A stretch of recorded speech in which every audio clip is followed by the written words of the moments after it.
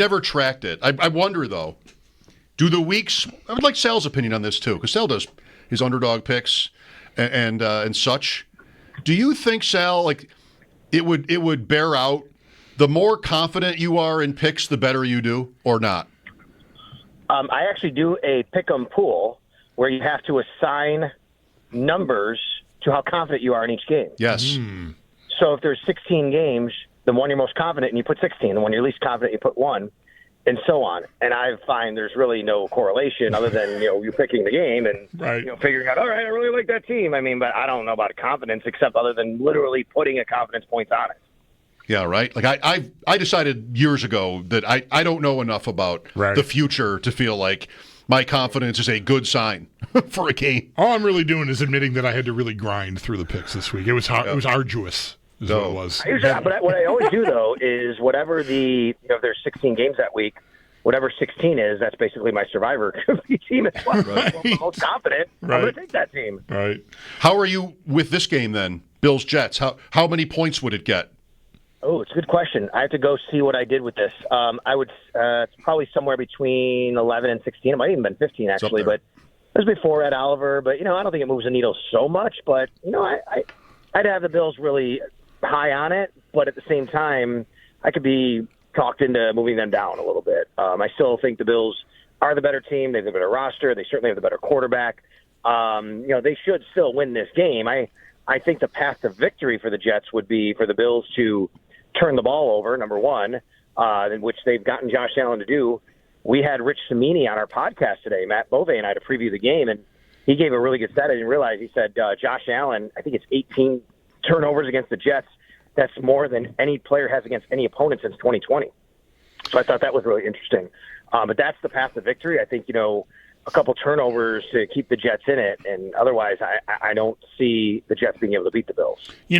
We talked to Dan Leberfeld earlier this week, long time on the Jets beat, and in as part of that conversation, I'm looking at their depth chart, and there's changes just like every team year to year, but still a lot of familiar names, but. One big change to me is at corner opposite Sauce Gardner. DJ Reed is gone. They've still got their nickel corner. And really, I think people would say when Reed was there with Gardner and Carter as the nickel, that was one of the best trios of corners in the league. And that's not the case with Brandon Stevens anymore. Like, I wonder game plan-wise, as we're just getting into week 2 of the season here, Sal, whether the Bills will feel like they can do business in the air in a way against the Jets that maybe they've been a little more reluctant to when they had all 3 of those cats back there.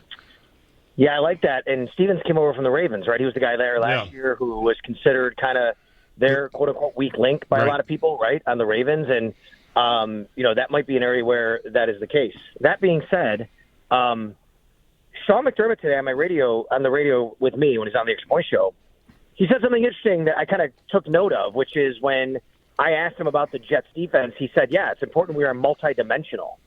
And I think that's just interesting, but considering that this is a team, the Bills, we know that they want to be a team that can run the ball really well. And, last week, it's not that they ran the ball all the time, but they wanted to be, hey, play the game a little bit tight, close to the vest, make sure we don't make mistakes, let them make mistakes. I do wonder if this is a game that lends itself to more of what you're saying, Bulldog, hearing that, knowing what you just said, which I agree with, and saying, you know what, maybe there's a game where we're going to let Josh Allen cook a little bit here and see what we got. The Bills did not turn the ball over in their win at the Jets last year, which goes along with what kind of season they had, where the fact they were not a team that turned the ball over hardly at all. It was a theme of last season. You go back 3 games ago there, that's a loss where Allen, the famous play to Gabe Davis at the end, and Davis doesn't catch the ball, and Allen seems to get hurt there, but plays through it. It's the Vikings, I think, the next week, where he thought maybe he wouldn't play. But there were 2 interceptions, and Allen also fumbled twice in that game, but didn't lose either one. So the games in New York, they've had that, and they've also had, and maybe this isn't much something we've talked about really much, Sal, but Garrett Wilson, touchdowns in some big games. Last year the Jets had the Hail Mary to Lazard, I think it was, at halftime, but Wilson can be a problem, and I think one thing that Week 1 showed for them is that Justin Fields might be capable of feeding him. No doubt. He had 9 targets. the next closest receiver had 3, and I believe he's out. That's Josh Reynolds. Well, or at least, I don't know if he's declared out. I didn't see their injury report officially, but he didn't practice yesterday. If you guys have seen it, you can tell me.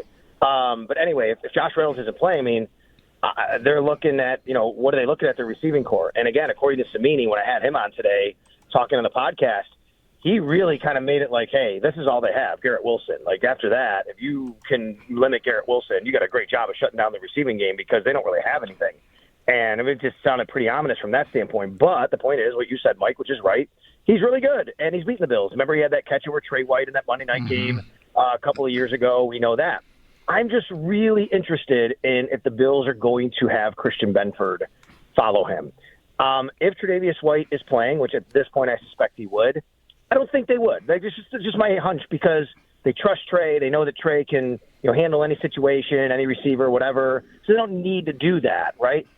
If it's Dorian Strong, I would think they might do that with Garrett Wilson and Christian Benford. Maybe not. It's also to the level of maybe Christian Benford just to that level where they do that. They certainly, either way, I think would shade coverage, give a little help to say, okay, let's just make sure this guy doesn't beat us because we know that that's kind of all they have. And you're right, Justin Fields is going to look for him. He's a really, really good receiver. We know that. Yeah. Beyond Josh Reynolds, Sal, I mean, be careful what you wish for here. We don't want one of these guys to end up haunting us and the Bills on Sunday. But Lazard is still there. I thought that was illegal. Rodgers is gone. I don't know what he's still doing there. Why he's not in Pittsburgh is a mystery to me. But if no Reynolds is there, it's Arian Smith. The slot receiver is Tyler Johnson, who came over from the Rams, and then it's Isaiah Williams. These are not names that I'm, not being the fantasy player Mike is, familiar with. I don't really know the last one. I don't know the last. I know the other two. I don't know the last one. Put Mason Taylor in that bucket too. The tight end. Yeah. He only had maybe one target. It was one catch last week, the rookie, Jason Taylor's son. But I kind of like him. I liked him coming into the league. So there's another guy for Bulldogs list, Sal. Yeah, the slot guy you mentioned there, Johnson. What's his name?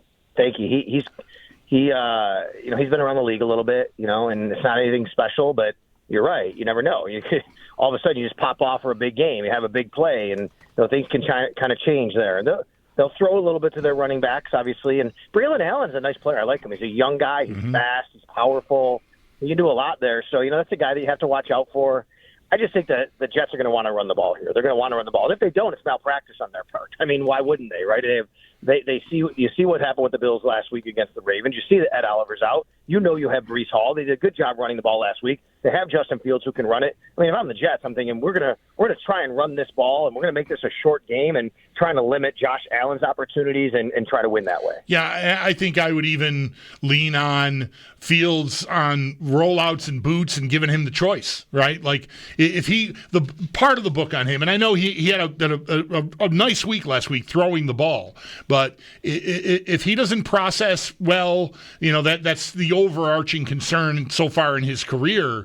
Make it easy on him and, get him out of the pocket, roll him out, and if there's nothing there, let him see what he can do on the ground. Like, it's maybe overly simplistic, but considering the trouble the Bills had stopping the run, that's how I would start anyway if I were the Jets. I would see if they can stop that and then make some of the pass plays look like run plays too, that kind of stuff, and just really test whether the Bills can be disciplined because they had some trouble with that, on Sunday against Baltimore too.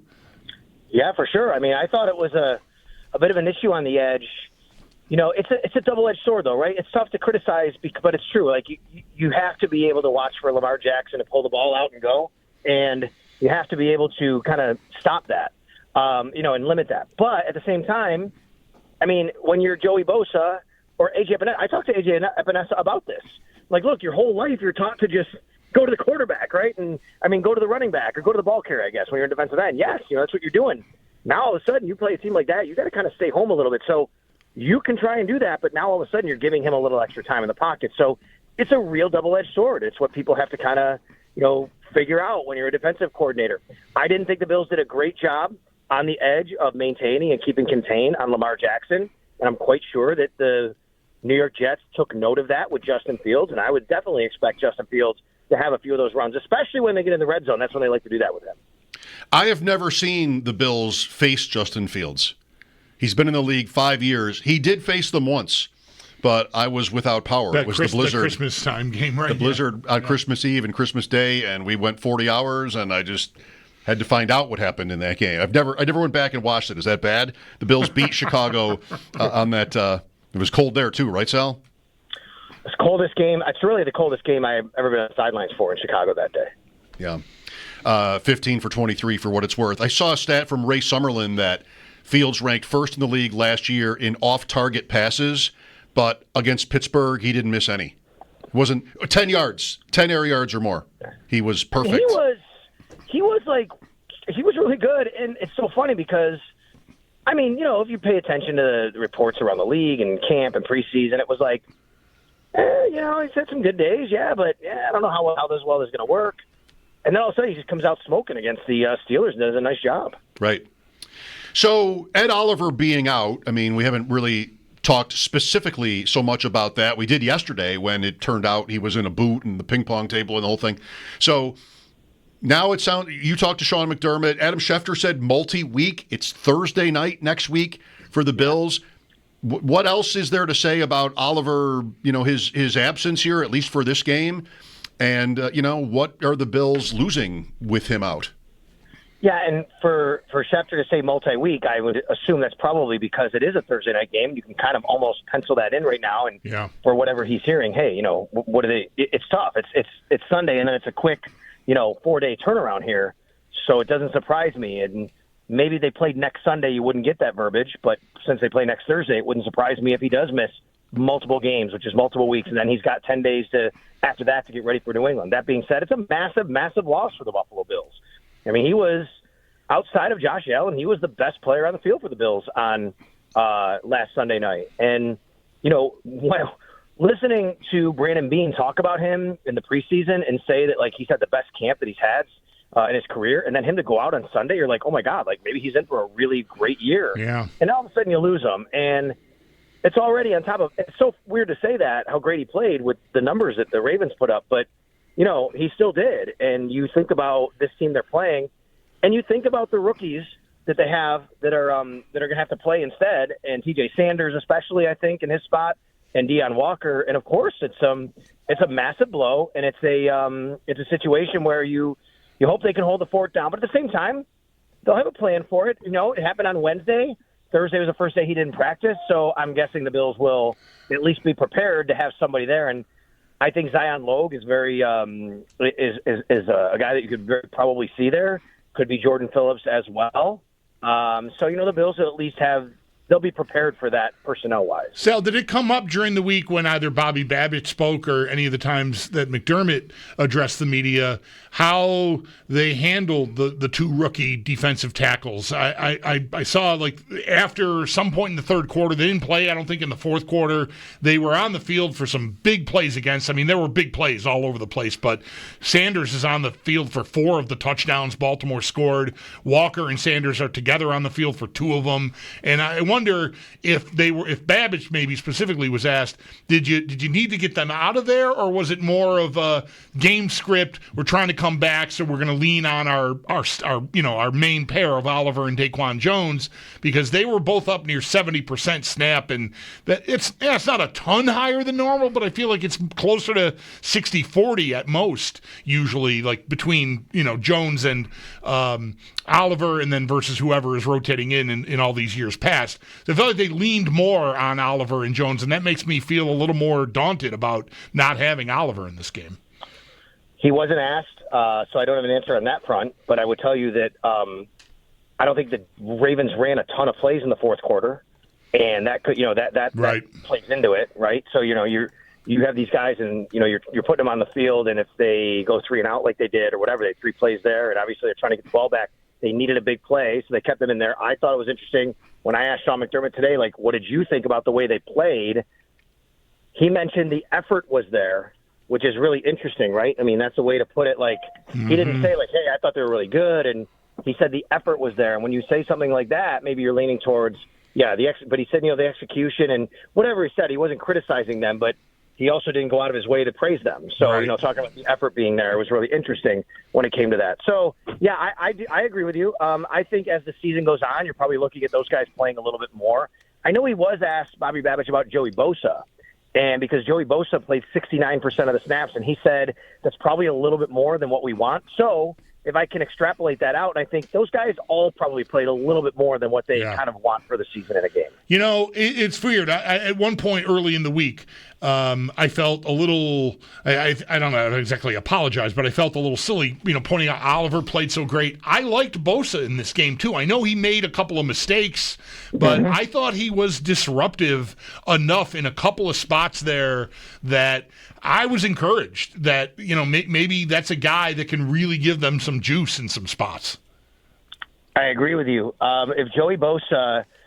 Yeah, I thought, again, I said a couple times, and I just said it here, that, he, as you said, made mistakes. I thought against the option, that's a tough spot to put him in. That's the only time I really thought that maybe I noticed him in a negative way. But otherwise, he did a nice job. And even against the run, I thought that he squeezed it out. I thought the interior was more the issue against the run. That's outside of Oliver mostly. Yeah.